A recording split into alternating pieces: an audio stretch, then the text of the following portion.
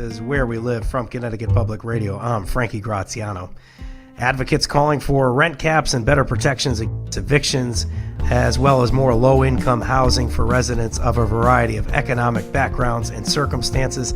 This is what we're talking about this hour. This is Where We Live. And if you're listening to the conversation right now, call in. Give us a call and maybe a comment today as well if we're not able to get you on the air. Are you seeing enough affordable housing where you live?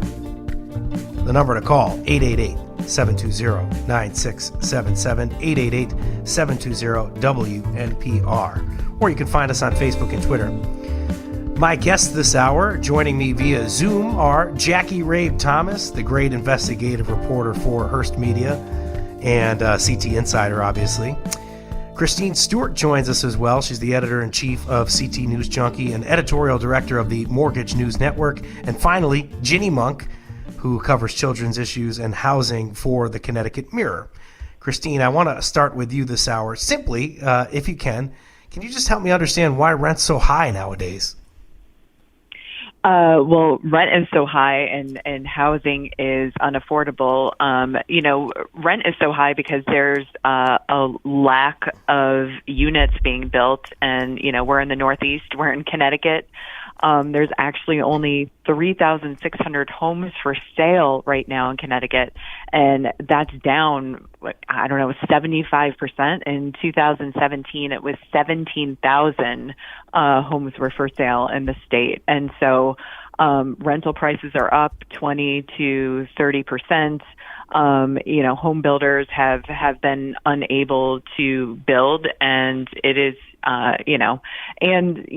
rent, as far as rent is concerned, landlords are still a little bit, trigger shy in filling some of the units they do have because of the problems that they had evicting people during the pandemic, and then making sure that whoever they get into those units in the future do have good credit and are able to pay.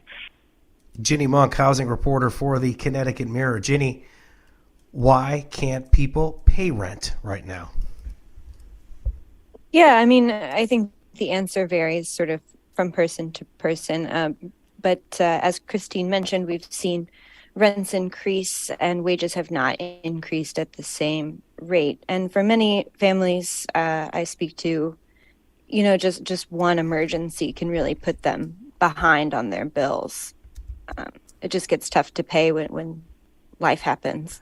I want to talk to you about your coverage in a second, but just more generally, what are the ramifications of eviction? What do people go through when they're evicted? Can you just give me an understanding of that, please? Yeah, so evictions have really wide-ranging effects on people's lives. It can affect health. It affects your sense of community. It can separate families. It disrupts kids' education. There's really a lot of parts of life that an eviction affects. When people get an eviction, as I understand it, they get a notice to quit. So that's kind of the story that Ginny recently put together at ctmirror.org. And one of the parts, I understand, it was eviction surging and children often paying the price. And there's this great scene that you paint off the jump where you take us into a West Haven storage unit with this mother and son that now don't live together. Can you tell us about Tanya and Dexter, please? Yeah, so Tanya and Dexter received their eviction notice several months ago and had a lot of trouble finding a new place, in part because it's hard to find a new apartment once there's an eviction on your record. They've sort of jumped from different hotels, even staying in their U-Haul one night, and now they haven't seen each other for weeks because Dexter is staying with Tanya's mother, and she's sort of couch surfing, staying at shelters. And then in looking at this article, by the time you get to the end of it, you have a 15-year-old young man that's really come of age at such a young age, saying that he's grown to keep his expectations low and his vibrations high. What does that mean to you, Ginny? Yeah, so Dexter is a really positive kid, but he's been through a trauma, and it's one he doesn't really want to talk to his friends about. He feels some shame around speaking to his friends about this issue. I think living in the different motels sort of affected him. They got bed bugs once, and he sort of learned that, if you don't expect too much out of the new place you're staying, maybe you won't be disappointed. Evictions seem to be very high right now. We're understanding that the eviction moratorium ended last year that was there for COVID to make sure that, that people would have housing at a time where people don't have money, and then B, that the shelters don't don't overflow, and then you have the COVID situation. So as I understand it now, the evictions have poured in. Are we seeing sort of an eviction tsunami, Jackie? Yeah, evictions are up back to pre-pandemic levels. They're actually exceeding those filings a bit. And just to sort of put that in context, in Hartford in December, there were 200 filings of people, just over 200 people who were told they need to leave their home. And so that's having a real impact on families and communities who are now having to leave in this hot housing market where vacancy rates are the lowest in the country here in Connecticut. So there's really just few places for people to move to, and what places are available, the rent is sky high now. Ginny, the evictions are at a much higher point than they were in 2019? Yes, they are.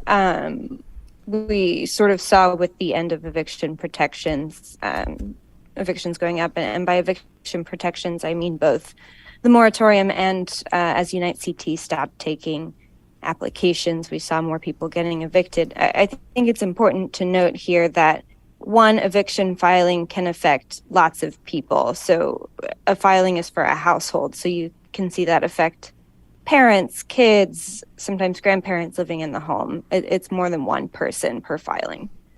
I want to talk to you more about the children that are impacted about this. There's a devastating anecdote in your story that I was talking about earlier, where a young woman, I believe her name is Layla, I believe she's only 7 years old, 8 years old, worries about rats scurrying across her floor and where she's going to play with her toys and things like that, or where she's going to sleep because of the conditions. This is just having an impact on children like we haven't seen, and now we understand what mental health is. I guess I should circle back to that question, Ginny. The impact on children, I guess, and the ramifications long term. Yeah.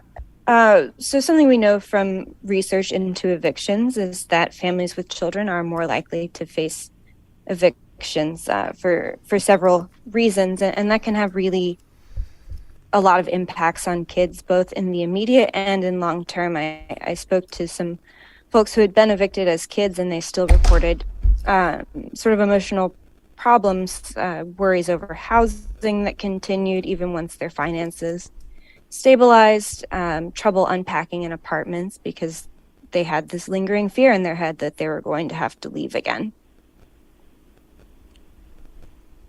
In your story, you talk about there's like a sidebar there that says you've been evicted or you've gotten the notice. What's next? You've gotten the notice. What's next? Just tell us about that process really quickly if you can.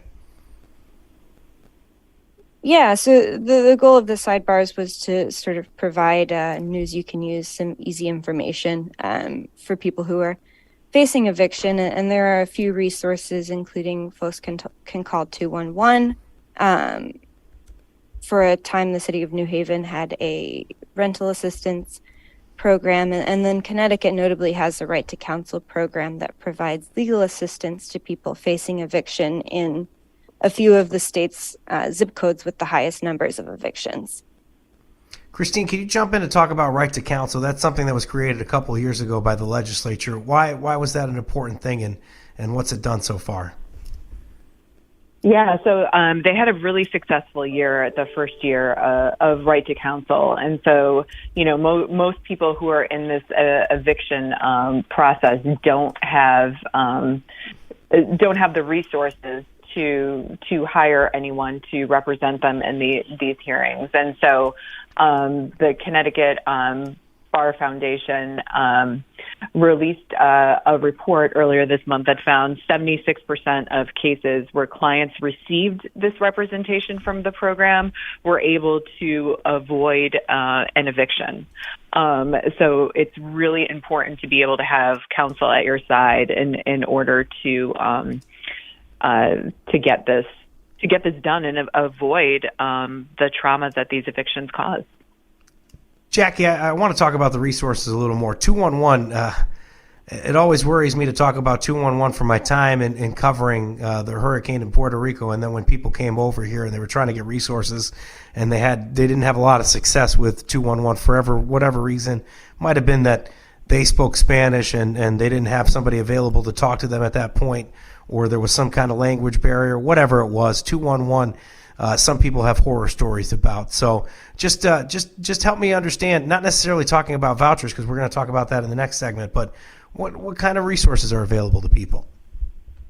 Yeah, so housing is not a constitutional right in Connecticut. And so 211 really uses a sort of a triage approach of those who are imminently homeless.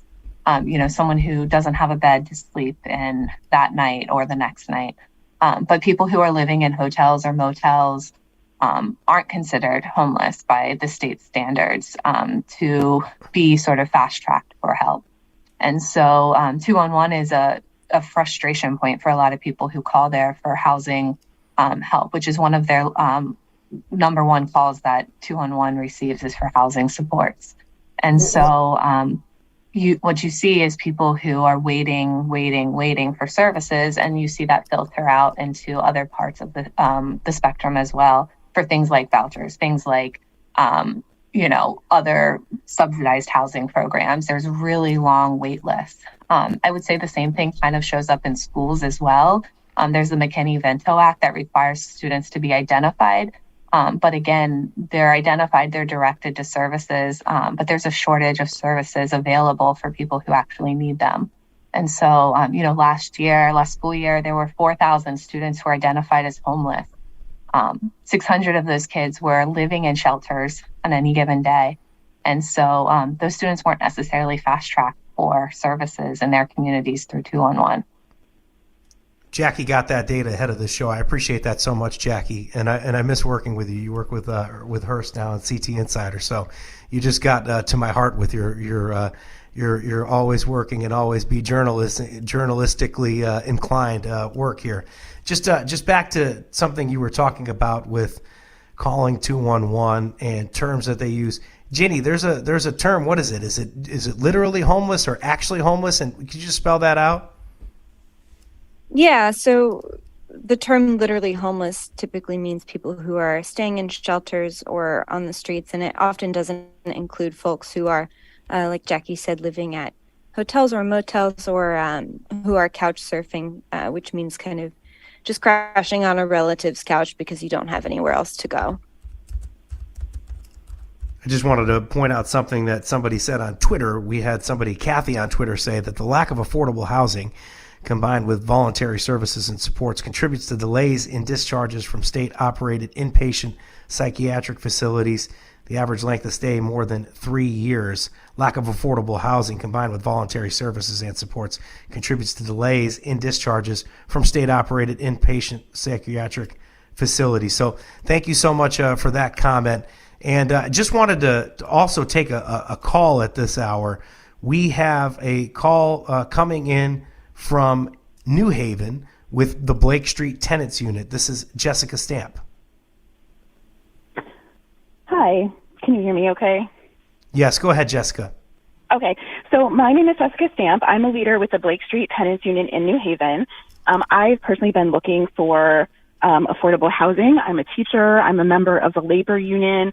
I work for the state of Connecticut. So you think that someone in my position would be able to find affordable housing, but I can't. It's out of my price range, and the rent hikes are outpacing the wage increases, so I can't follow the 1/3 rule. And my landlord, he has 70 units in my complex, 30 of which are vacant that he is currently, quote unquote, renovating so he can hike up the rents by between 68% to 72%. And so he is essentially reducing what is the affordable housing stock. And he's also making sure he can, that no one from Section 8 can get an apartment there because he's increasing the rent so high. And we do have many Section 8 tenants right now. Jessica, thank you so much for your comment. I appreciate you calling, and I'm hoping that you're able to get connected to the housing that you want soon. Okay, thanks. Thank you, and take care, Jessica. I now pivot to Ginny on this one. There's a lot in there about this dynamic between landlords and tenants, and a lot of the complaints right now are that, you might hear a landlord say that tenants might be withholding rent, and then on the other side you might hear something about what she was just talking about with Section 8 or no fault evictions. Can you just get into that dynamic and highlight whatever you think is important there? Certainly. So it's definitely a complicated relationship, and a lot of landlords had a hard time during the pandemic as they weren't receiving rent and sort of waiting on Unite CT funds to come through. There's also this sort of power dynamic that folks talk about a lot, where, one party has sort of control of the housing that another party really needs to have a good life. And that, that makes it complicated when the tenant is, trying to find a place to live and the landlord is running a business.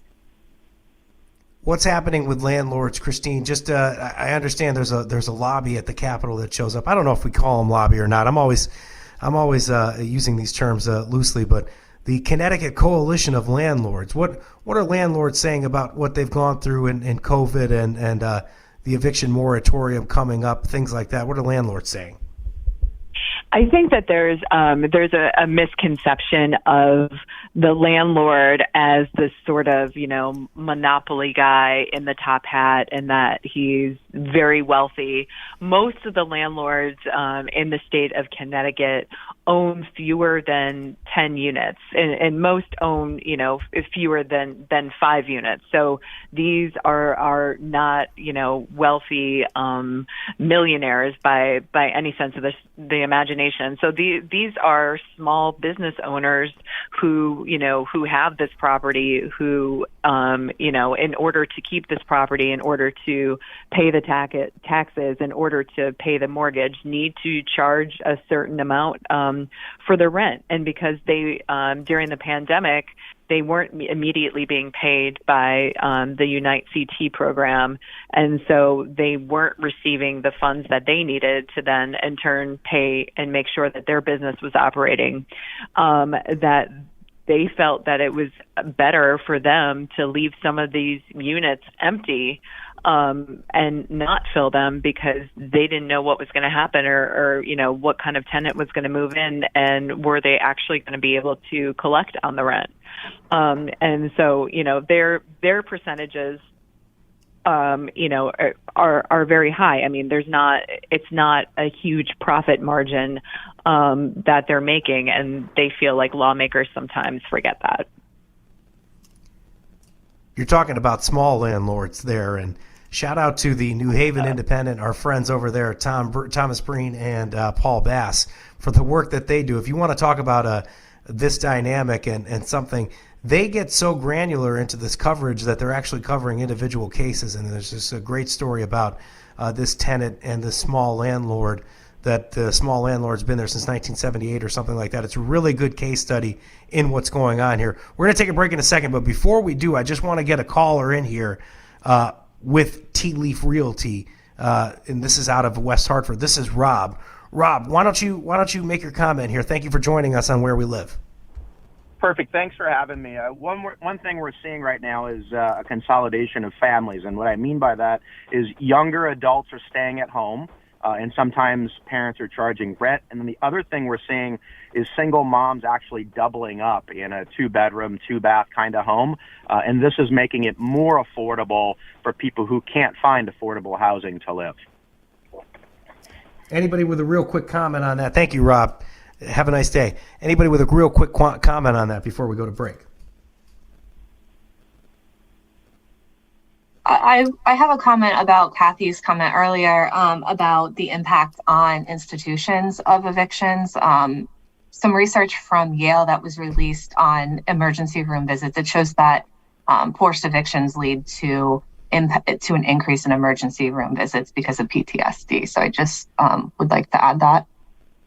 The ramifications of eviction and really a tough housing market all around. Thank you for that comment, Jackie Rabe Thomas of CT Insider. Folks, if you're listening, just like Rob did, you can join the conversation, 888-720-9677, or you can find us on Twitter like Kathy did, at Where We Live. Stay tuned.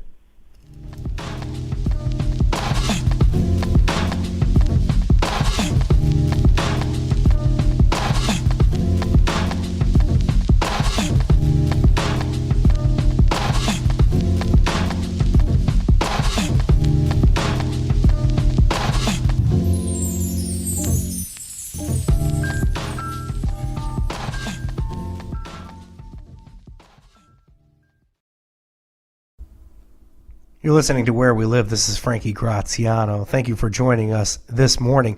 We're going to talk about housing vouchers and ways that people can get connected to housing in a moment. Just wanted to finish up that talk we just had on the rental market and ways that the lawmakers in Connecticut may address the rental market this legislative session. I can't believe we didn't talk about this in the first segment, Christine. Tell me about what the proposal here. It looks like lawmakers in New Haven introduced legislation that would put a cap on rent. Yeah, so that's a really interesting proposal. There are some proposals floating around the legislature to cap rents. Now, the National Association of Home Builders told lawmakers earlier this month that capping rents actually cuts down on the number of rental units that are available and the number of rental units that, could possibly be constructed. And so I think that, going back to the New Haven Independent, they have a really good story up here today that basically it costs the city $690,000, which is roughly $246 per square foot to build housing. And so at that amount, you're spending that much to build a number of affordable housing units. Those units are not going to in turn be affordable, because obviously you have to pay, somebody has to pay a mortgage on that, and somebody has to get investment for that. And while it might be easy for a developer to get the money to build, it's going to be a lot harder to mortgage that. Tenants talking about a rental cap of maybe about 3%. They've been throwing out there. There's been a big movement in recent years called Cap the Rent, but the lawmakers in this bill are talking about a 2.5% cap. So I guess it would be even better from a tenant's perspective if that were to go through. 2.5%. That means that you could only go up on rent every year 2.5%. Ginny, also in Hartford this legislative session, no fault evictions, as I understand it. Just to close the loop on that conversation we had last segment, it sounds like Gary Winfield and Robin Porter, who are these New Haven lawmakers that came up with this housing bill, they also want to codify no fault evictions, some kind of protection against no fault evictions into law. Correct. So no fault evictions typically occur when a lease expires and for whatever reason a landlord wants a tenant out. So these are evictions that occur when the tenant has not broken the lease and when they are caught up on rent. Certain groups in Connecticut are already protected against these, senior citizens, people with certain disabilities, and we're sort of seeing a movement with folks wanting to expand those protections to more groups of people. Thank you so much for commenting on what's going to be done this legislative session in Hartford, and still talking about the rental market, but moving on to a different theme here. The work of journalism by my friend and old colleague, Jackie Rabe Thomas, is sparking some action in Hartford. Recently put this together for CT Insider, why half of affordable housing vouchers in Connecticut go unused. A slamming door in my face. Housing vouchers before the pandemic, it seemed like they weren't being used, but not to the degree to which they are now at this point. How's the situation looking, Jackie? Yeah, so before the hot housing market, about 1 out of every 3 vouchers were going unused, meaning someone wins a voucher, they wait on the waiting list for years, typically, and they are unable to use it. And during this hot housing market, half of the vouchers are now going unused, meaning a lot of people have false hope. They're really excited. I heard a lot of stories from people where they're really excited that they're going to finally get some help paying their rent and not be house poor, be able to afford, those medical bills or that dental visit they've been putting off for a while. But then they're not able to find anywhere to actually use that voucher. And what the investigation that we did found was there's just a host of reasons. In some municipalities more than others. In Bristol, the woman who I followed around, Larice Harvey, only 2/3 of the vouchers are going unused there. And there's several towns just like that. And what you find when you look at places like that is they don't, the housing authorities in those municipalities don't allow people to use those vouchers outside of their municipality. And so in a market where you already have a hot housing market, they're now shrinking the market to the confines of one local municipality.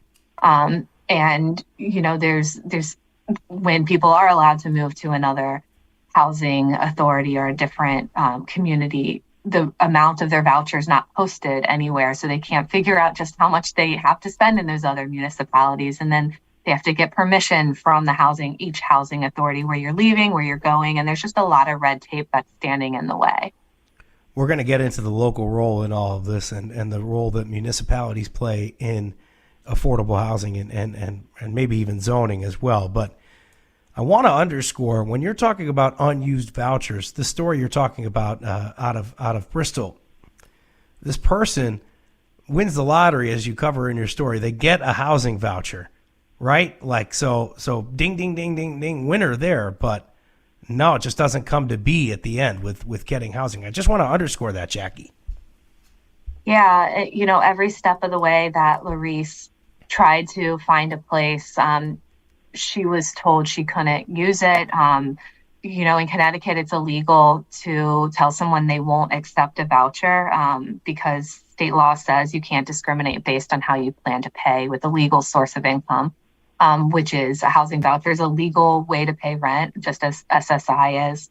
And so some folks are still doing that, but what she found, and more often in her case, were people not willing to rent to be able to sort of look at the whole market. She would find a place closer to where she grew up in New Britain or where she wanted to live in other parts of the state. And she was just told no again and again and again. She can't use her voucher there.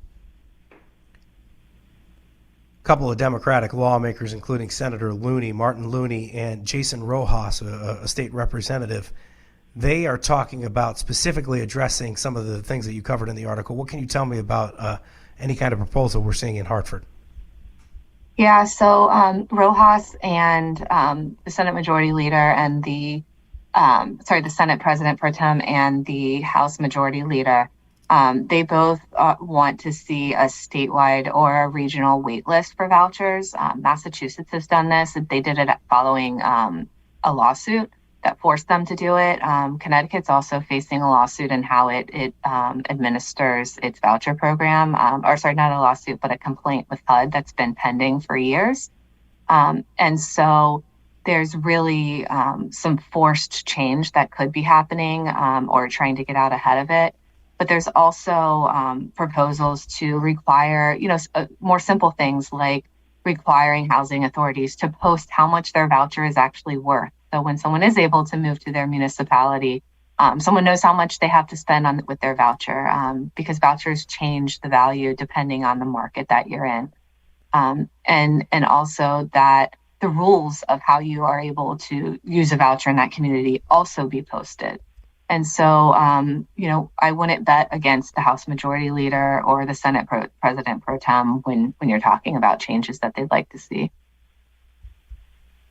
Just want to promote a listener comment we had on Twitter. It'd be nice to have rent caps and more affordable housing in my neck of the woods, especially considering how much landlords jack up the prices thanks to having Eastern Connecticut State and Yukon in that neck of the woods. Getting a lot of great participation this hour. Thank you guys all for listening to Where We Live. 888-720-9677, the number to call if you want to join us, or you can make a comment on Twitter at Where We Live. There's a line in a recent editorial produced by Jackie's CT Insider outfit.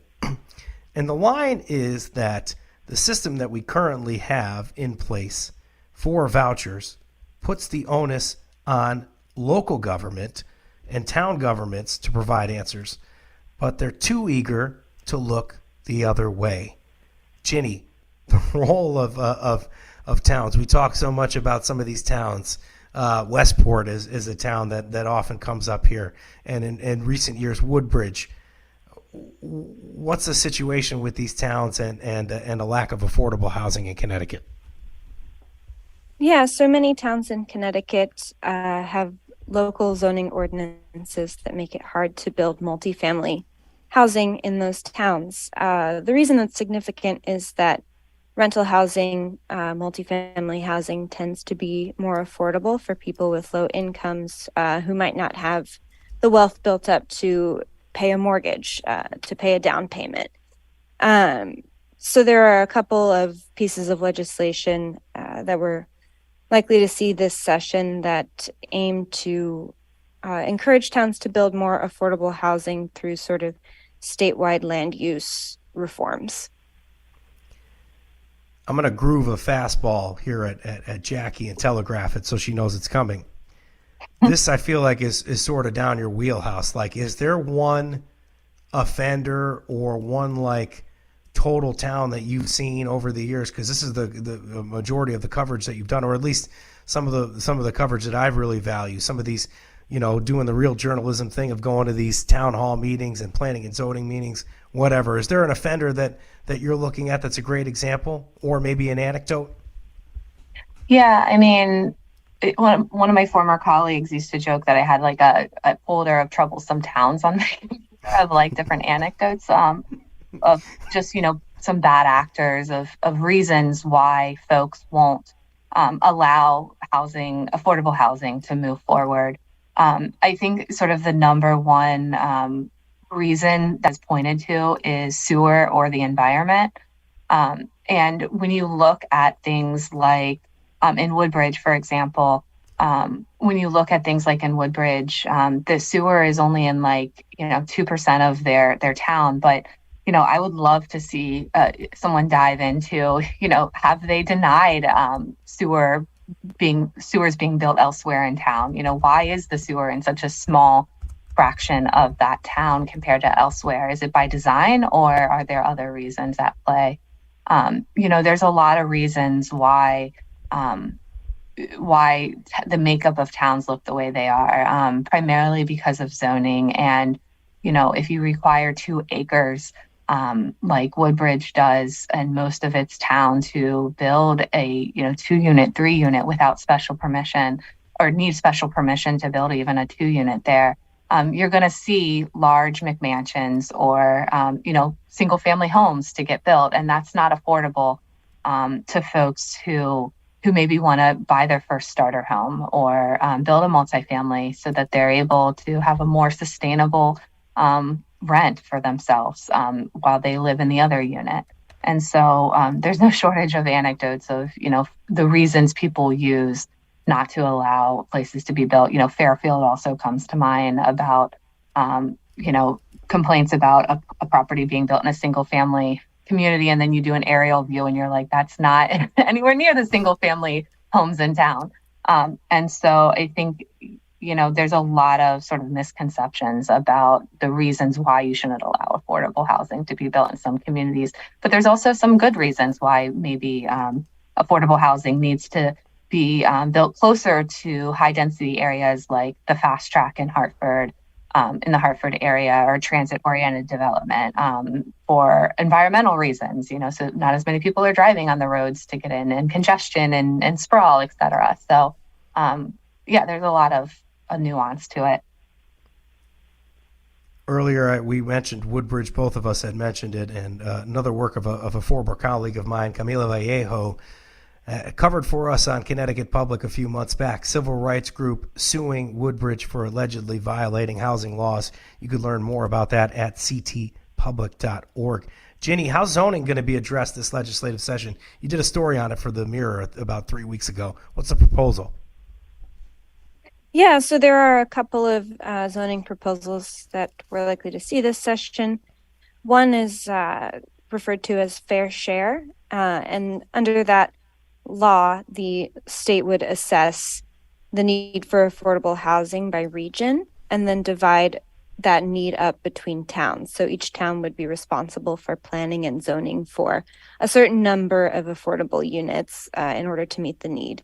The other one, which Jackie sort of mentioned this issue, would be to encourage transit-oriented communities around bus stations and train stations through a variety of incentives, including some financial incentives. So towns can opt into this and create these communities where you increase residential density near transit stations. And the folks have talked about the benefits of that a bit. Jackie mentioned sort of environmental things. It also gives people access to public transit, and many people with lower incomes really rely on public transit because they don't have cars to get around. On the books now in Connecticut to get municipalities to do something about affordable housing. Here's a lesser known one of the two, 830J. It's a one that compels municipalities to make an affordable housing plan every 5 years. And then there's the one everybody knows about, 830G, the one that allows courts to override local zoning denials of affordable housing proposals. Ginny, that came up in the election between Bob Stefanowski and Ned Lamont. Why did it come up? And I guess more to the point, who brought it up? Yeah, so 8-30G is fairly unpopular among many local leaders, particularly in Fairfield County. And Bob Stefanowski brought that up as sort of a campaign issue that he was going to essentially get rid of 8-30G so that towns didn't need to deal with the appeals process. And he didn't really get into specifics on how he planned to do this, but he mentioned maybe finding other ways to discuss with towns how they would build more affordable housing. Just want to get to one comment on Twitter here. After 8 years, our family, this is Pedro on Twitter. Thank you so much for joining us today. After 8 years, our family finally received a notice for a possible housing availability. But in the end, we had to decline because they expected us to move out of our current place in 2 weeks, and there could be a possibility of us not even qualifying after doing all the paperwork. This, my friends, is some of the things that people are going through in Connecticut and beyond as people struggle with affordable housing. And Christine, just to button up this whole conversation on housing, veering away from the renters market, you alluded to this at the top. I imagine the big question as we get underway here in 2023, the big question on the minds of people that are looking to buy a house in Connecticut is whether 2023 can kind of be the year buyers buy below asking. What do you think?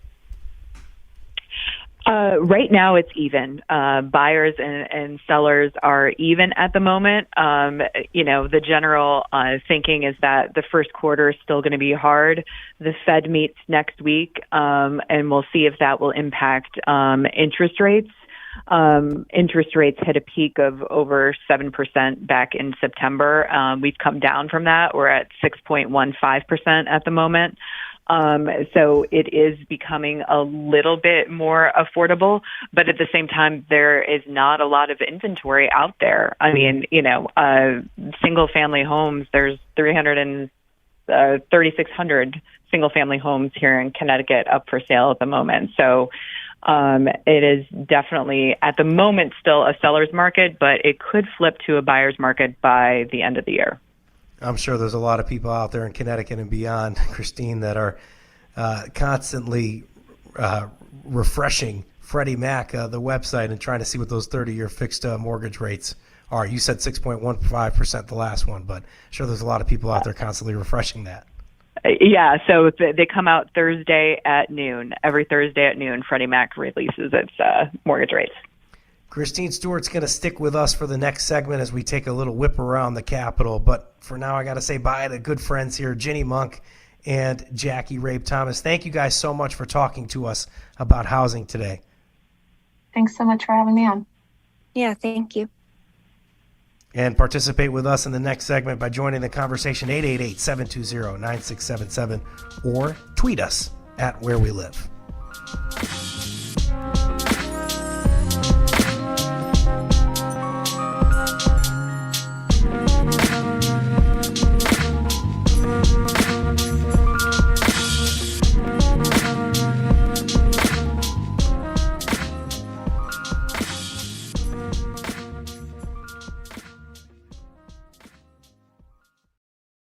This is Where We Live from Connecticut Public Radio. I'm Frankie Graziano, and we're hoping by the time we're done with this week's Where We Live, this sort of political conversation we're having on Where We Live, you're going to come out of it with some news you can use. Obviously, when you hear Where We Live, you get news you can use, but I'm talking about up-to-the-date news, like maybe right this second kind of news. So I've asked Christine Stewart to stay on to whip around the Capitol for news updates on the 2023 legislative session. Thanks for doing it, Christine.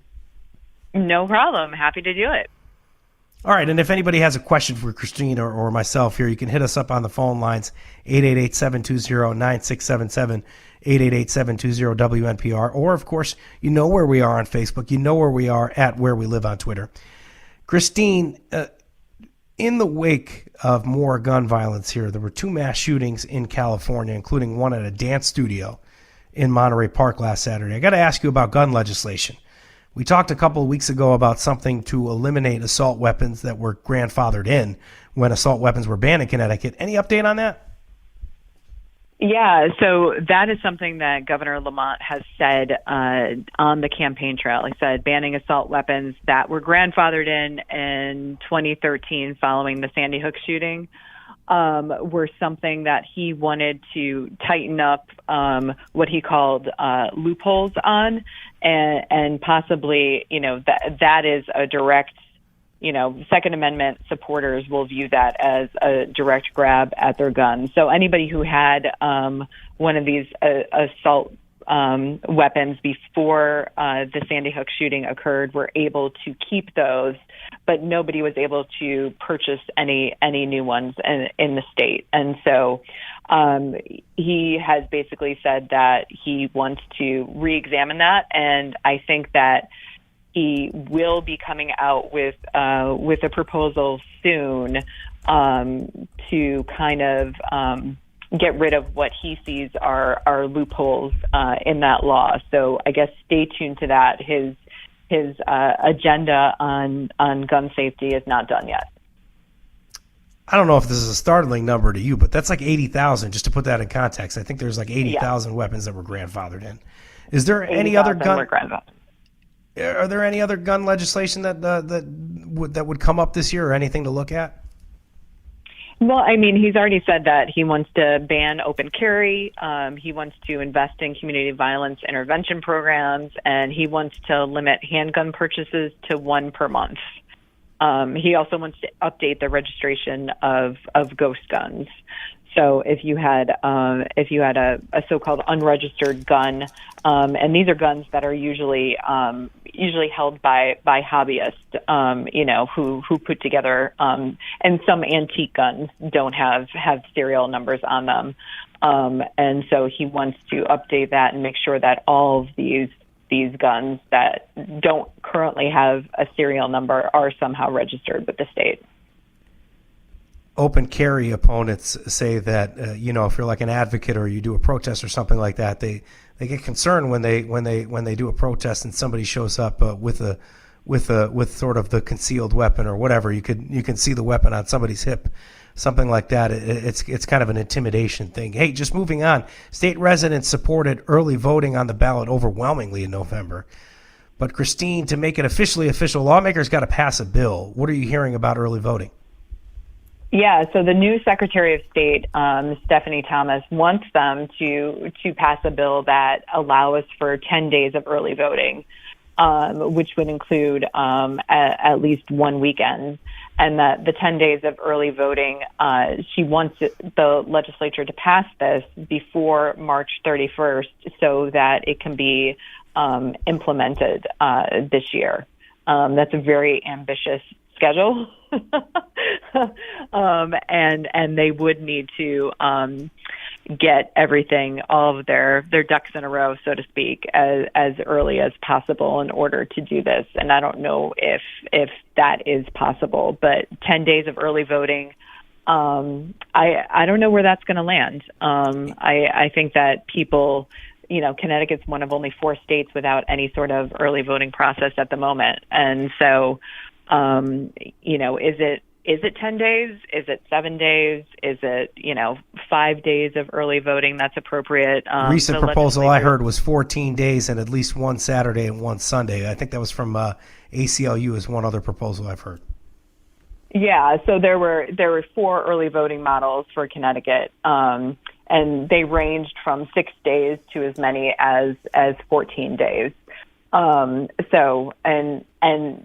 Some would have single voting locations and some towns would have multiple voting locations. But this is also going to be a budgetary issue because it's going to depend on how much money the town has in order to open up these polling places. And towns pass their budgets in May? Yeah, and if you're paying attention to the calendar like we are, you know that this is a long session. So I guess March 31 is ambitious when you're talking about a budget and having that done by June. And we're watching the clock this hour. We got about a minute to go here, Christine. So just really quickly, let's talk about wine in grocery stores. Vino in I supermercati, as I like to say. A lobby has emerged, Christine. Who is it? Well, it's the Connecticut package store owners who are opposed to this proposal, and they have been, for years. And they say that it's unfair to them. I mean, they opened up their businesses and opened up their package stores under the current guidelines, which don't allow for wine sales in grocery stores. So they believe that they would be, business would be driven away from them. And so they were trying to stop their proposal before it even went up for discussion, but they were unsuccessful in doing that. So it will be part of the discussion with the General Law Committee this year. We'll look for wine in grocery stores this session, and we'll look out for your great reporting on CT News Junkie. Thank you so much, Christine. I appreciate you for coming on and keeping us posted on what's happening at the Capitol. Thank you. And thank you to the other guests that joined us today, Jackie Rabe Thomas of CT Insider and CT Mirror's Ginny Monk. Today's show produced by Tess Terrible, our technical director, Kat Pastor. Did you know? Download Where We Live anytime on your favorite podcast app. Thanks for tuning in. This is Where We Live. I'm Frankie Graziano.